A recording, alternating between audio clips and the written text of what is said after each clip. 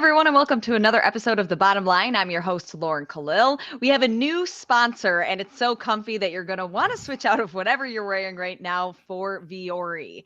I have an unhealthy amount of joggers, but Vouri's performance joggers take the cake for the softest, most comfortable pants that I never want to take off. Check out the description below for 20% off of your first purchase. On today's show, we have Brian Friend and Dex Hopkins here to discuss if the Last Chance Qualifier advanced the correct athletes to the CrossFit Games. So on the men's side, we have Tim Paulson and Yona Koski. They both make it through, two Veterans Games athletes, but they were definitely surrounded by some other tough competitors. Were either of you surprised by the two that ultimately qualified? Brian, let's start with you.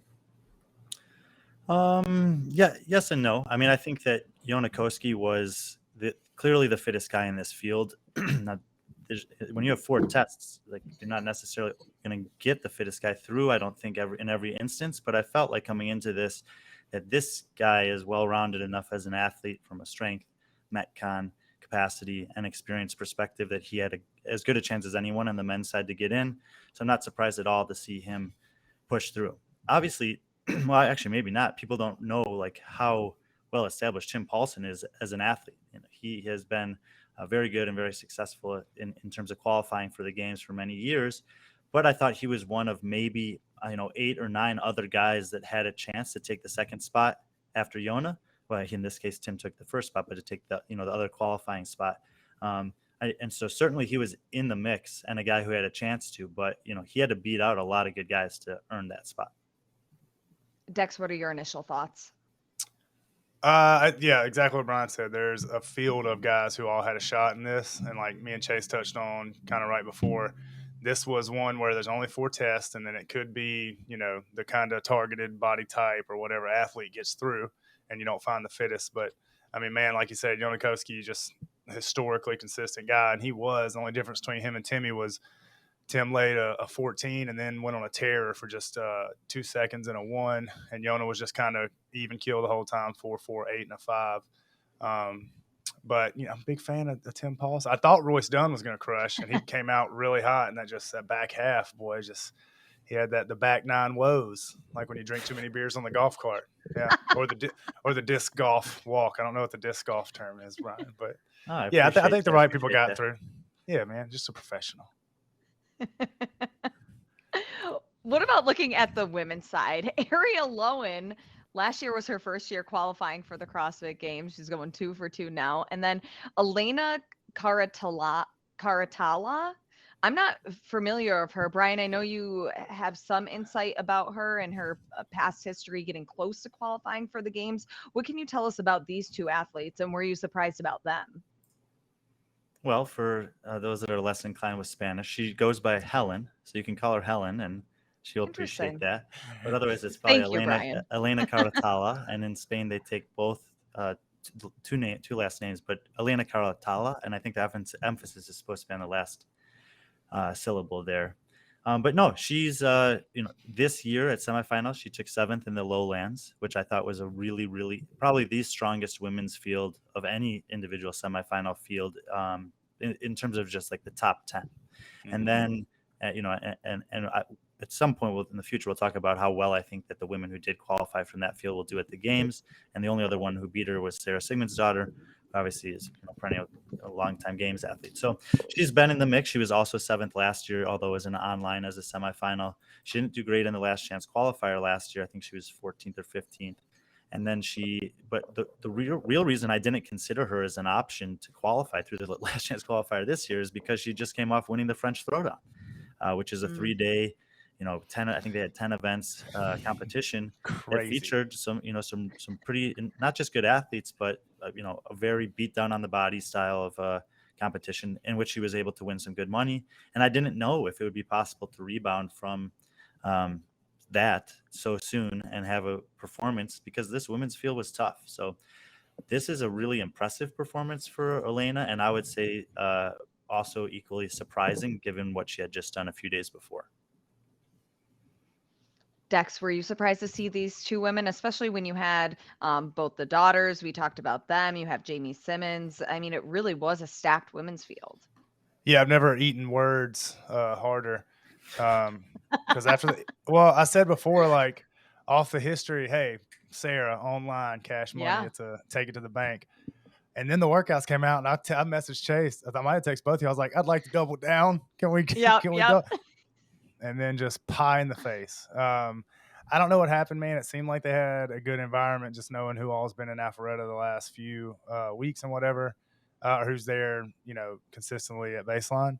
And I thought these workouts were good for her. So I was very surprised there was a slip off there. Helen, she says she goes by Helen, Brian. I'm very surprised to see her slam the door on Kat like that. I mean, what a streak to end, and it's only by 4 points. And it was on that back half. She took a 5 and a 2. Kat got a 7 and a 4. So that's big time. I think I always tell people once is a fluke, possibly 2 means it's a real thing. And Ariel Lowen was not having the one and done fluke status because she went on just like a 4 workout terror. And it's so different now because you can't. I mean, Brian, you remember when in regionals when like people used to talk about, all you gotta do, brother, stay in the top 10 or 12. You're going to the games. You can't do that anymore. Not even at a semifinal. I think out of the top, 6, 7. Like you couldn't have something worse than that unless you went on to win all of them, which are chances of that are rough right now, the way the field is on men and women's. Same thing. I was surprised that Kat didn't claw in. I had Sarah and Kat going. Who won, I thought was up to the workouts. And, like I said, I thought they were for Sarah. But Helen, big surprise. Had no idea who that was. I'm glad Brian filled me in. But, Ariel crushed it. I thought she'd do well, but terror, man. And I watched the workouts they posted, which I'm glad people are doing that and posting them. But, oh, man, like it. And you got to think, like, the factors that go into this thing. You can't see the leaderboard, so you're going in blind.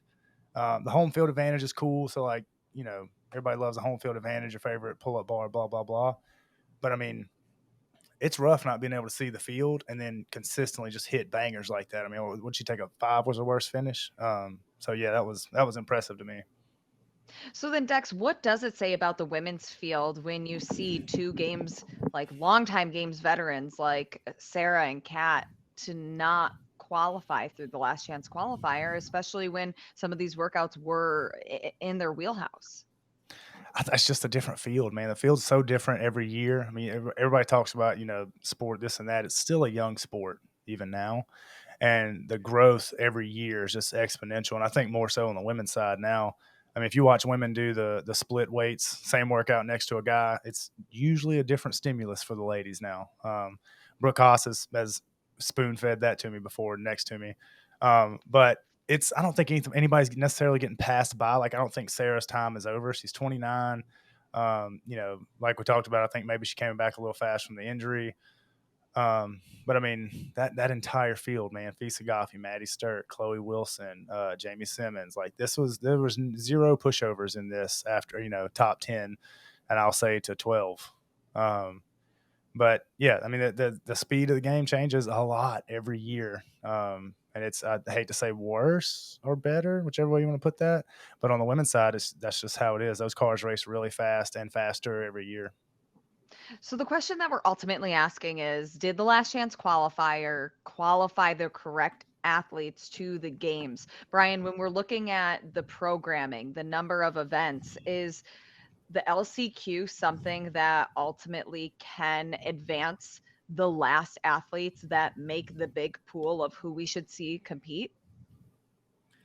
Yeah, I mean, I would say that, there are more than 2 athletes in this field for both the men and the women that if they'd made the games are definitely deserving to be at the games from a fitness perspective, meaning that they're not going to be embarrassed there.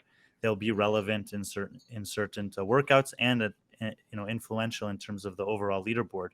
Yona Koski's a 4-time top 10 finisher at the games. I think what really in his case this speaks to is because there's some rumors going around that he might not have been 100% at strength and depth. And that's been a concern for athletes for, many years in the regional format is like, man, like this is my one weekend. If I just happen to be sick or tweak an ankle coming into that competition, like that can be it.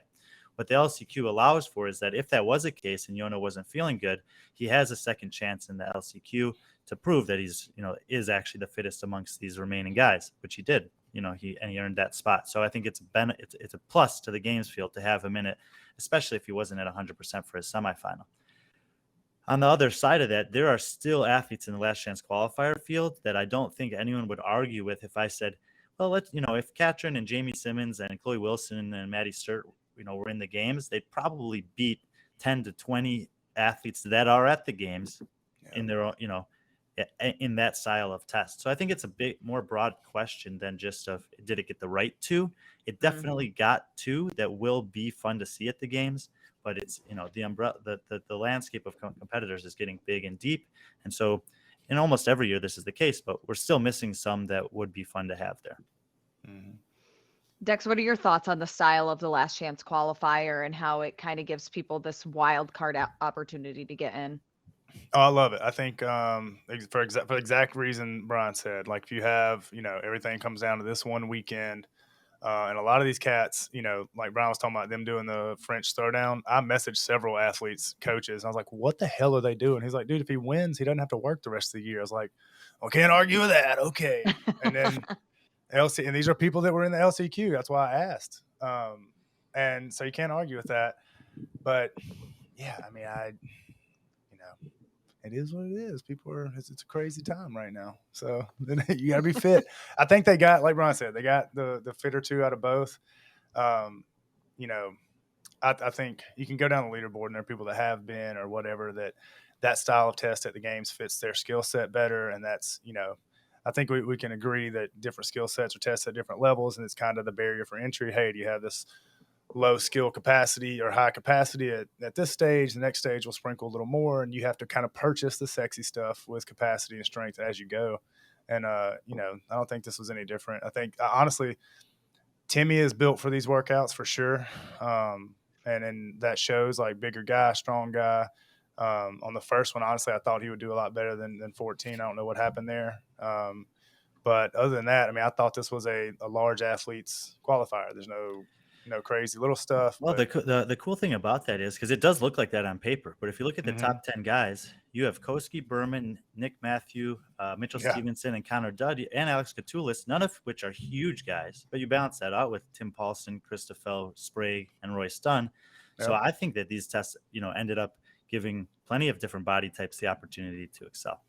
Well, maybe not a bigger, but a power athlete rather, right? So all those guys are, aside from like Yona's super well-rounded, Nick Matthew, power, super strong guy. Tyler, super strong guy. James Sprague, not very, getting very strong. I honestly thought these workouts were really good for Jimmy for that same reason you're talking about. Like tall, slender guy, collegiate monster rower. Like I want to know what he rode on that workout. So he's like, yeah, I'll do a conservative 632. I was like, you don't ever call me again. But Royce Dunn, watching the first two workouts, especially on the gymnastics one, because that's the one I thought would hurt. Yeah, you're right, though, man. It is power athlete, maybe not larger, but a power athlete kind of set. But yeah, I mean, like I said, Tim fits that bill. Yona fits the historically very well-rounded and fit at, no matter the event guy. So. All right, Brian. So what's your bottom line? Did the LCQ qualify the right athletes? I would say yes. I think that this was a good test. I think it gave plenty of athletes the opportunity to express their fitness. And I think that all four of the qualifiers that are going through will be worthy athletes and contenders at the games. Dex, what's your bottom line? Yeah, same. I think any two in either side of the field, men or women, are fit enough to go. I think, honestly, it's a rough draw to have to do this because it's such a murderer's row of athletes. So I think anybody that's going is going to do well. So I don't think there was a wrong answer there. I like the tests and, like the two fields. It was cool to watch. So, yeah, I think all four will go and do well. All right, Brian and Dex, thank you guys so much, and we'll see you next time.